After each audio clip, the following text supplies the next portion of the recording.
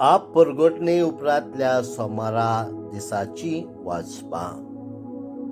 मातेवा प्रमाणे जेजू क्रिस्ताचे शुभ वर्तमान. अध्याय 4 ओळी 12 ते 17 आणि 23 ते 25.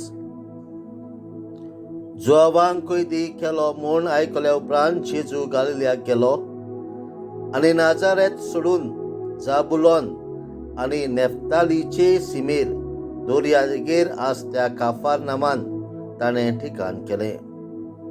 इस्रायल प्रवाद्यान आदींच सांगलेलें तें हे परी पाळून येवंक जाय आसलें.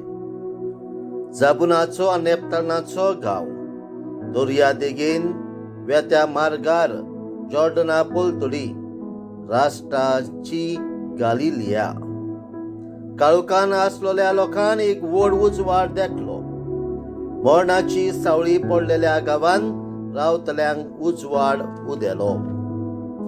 तो दीस थावन जेजू अशें म्हणून प्रवचन करूंक लागलो, जिवीत बदलात कित्याक सुर्गीचें राज लागीं पावलां.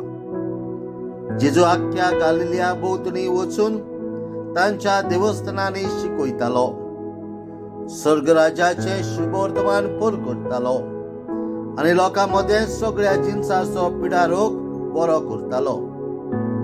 ताचें नांव आख्ख्या सिरियेक गाजलें आनी सोमेच वायटकारांक साबार जिन्साचो रोग आनी दुखीची पिडा आसलोल्यांक, देंवचार बसुल्ल्यांक आनी मोल्लूंक जाल्ल्यांक आनी आरेन पडलेल्यांक ताची सुरशी हाडटाली आनी तो तांकां बरी करतालो.